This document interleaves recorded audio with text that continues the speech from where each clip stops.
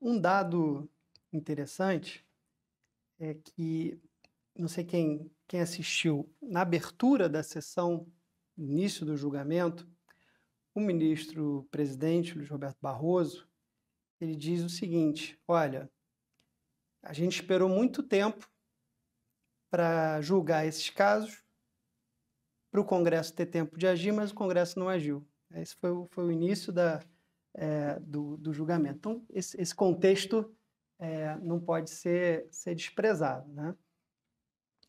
Agora, a gente vai ter, a depender, né, da continuidade do julgamento, hoje o ministro Toffoli acaba de apresentar o seu voto.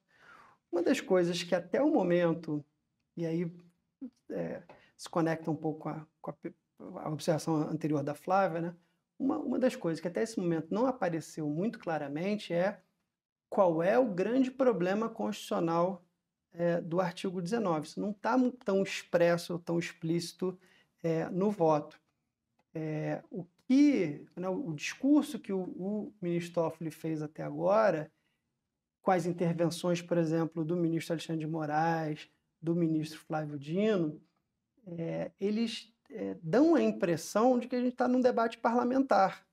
Olha, fizeram assim na Europa, fizeram assim não sei aonde, na Irlanda foi assim, teve uma criança que postou não sei tal coisa, olha, teve um assassino que disse tal e tal coisa online, e aí por isso a gente precisa mudar. Quer dizer, esse não é o argumento constitucional suficiente para demandar, né, a intervenção do Supremo. Acho que essa questão ainda pode aparecer, né, o fundamento constitucional para legitimar mais a posição do Supremo nesse processo, porque participação de Corte Constitucional em definição de política pública não é novidade. Desde a década de 50 nos Estados Unidos, quando a Suprema Corte promoveu a dessegregação racial das escolas e aí redefiniu, né, como é que os distritos deveriam ser distribuídos e tal, para as crianças poderem ir à escola. Desde então você tem essa intervenção, mas sempre fundamentado na promoção de um direito fundamental, né? Aqui, obviamente, está a liberdade de expressão em jogo, mas o argumento constitucional sobre a liberdade de expressão que diz a opção do Marco Civil não estava correta e você precisa de outra, eu acho que ele ainda não tá maduro, pelo menos até esse momento do voto. Acho que essa coisa ainda vai... o restante do voto vai ser apresentado. E, finalmente, acho que o grande ponto que Magno e Flávio, né, apresentaram lá de São Paulo, essa tensão, né, entre os poderes. Na verdade, a gente às vezes se choca ou acaba dando mais ênfase, né, ao conflito entre os poderes do que, na verdade, a gente deveria, no sentido de que ela é normal. A separação de poderes existe para que um poder controle o outro. Então, ninguém gosta de ser controlado. Então, permanentemente, essa tensão vai acontecer. A questão é que, qual é o limite, né, em que uma decisão do Legislativo viole a Constituição, viole um direito fundamental da Constituição, a ponto de atrair a intervenção do Supremo. O Supremo não deve ser visto, né, nem pelo Parlamento, nem pelo Executivo, nem pela população, nem por nenhum de nós, né, como um legislador, simplesmente. Olhei o Marco Civil, não gostei desse modelo, vou colocar outro. Isso não é o suficiente para garantir a legitimidade da decisão. E eu acho que isso que vai estar em discussão no restante do voto do ministro Toffoli e nos próximos votos que vão aparecer. Quer dizer, qual é a razão constitucional, porque, do ponto de vista técnico, só para a gente entender, em regra, quando você diz que alguma coisa é inconstitucional, é contrária à Constituição, é como se ela não existisse. Uhum. Ela não existe, ela é inválida, é uma norma que não pode, né, vincular a vida de ninguém. Se fizer isso com o Marco Civil, é o caos, né? Não existe, tá bom, então qual é a regra que se aplica?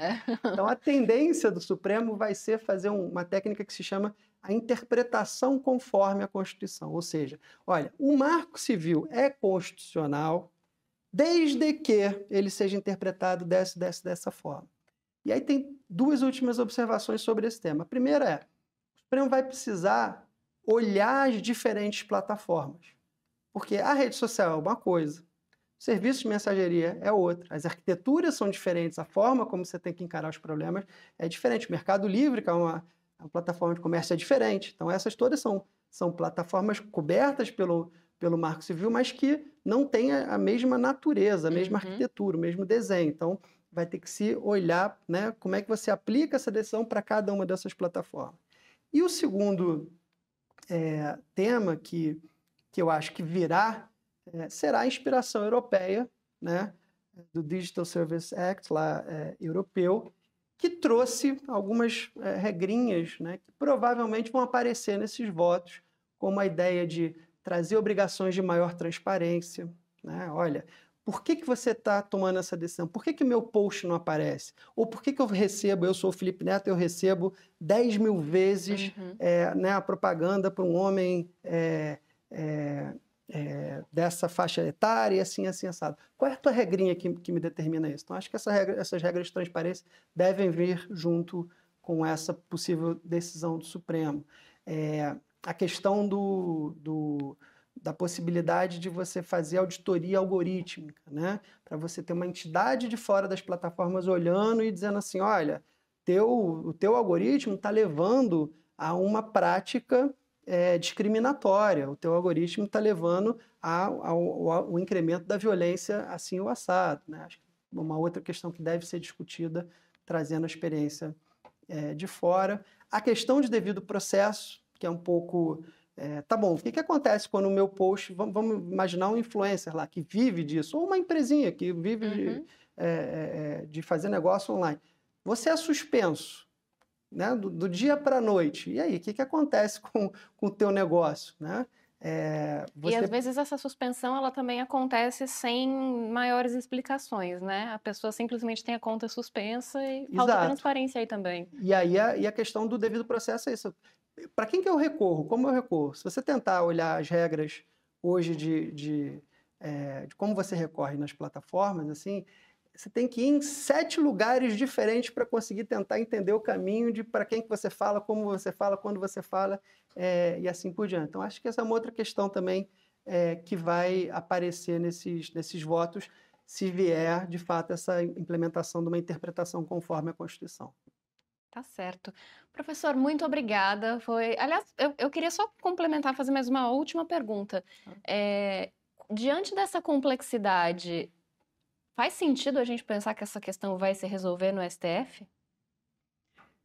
Eu fiquei pensando muito nisso. O ministro Luiz Roberto Barroso, que eu admiro muitíssimo, ele publicou um artigo há uns anos atrás, que foi objeto de muita discussão e crítica no meio jurídico lá, em que ele dizia que o papel constitucional das cortes supremas, né, é dar um empurrão na história na hora que determinados direitos fundamentais estão sendo, né, violados e não estão sendo respeitados, né?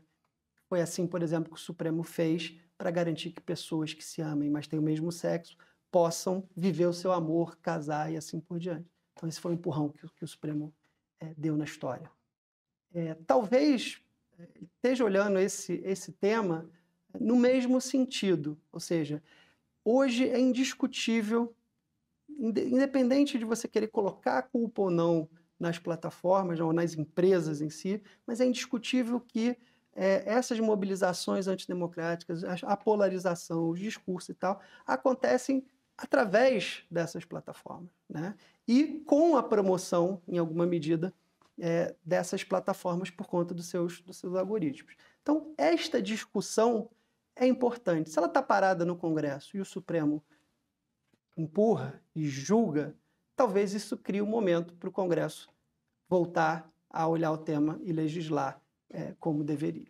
Vamos esperar com esse otimismo, então, professor. Muito obrigada.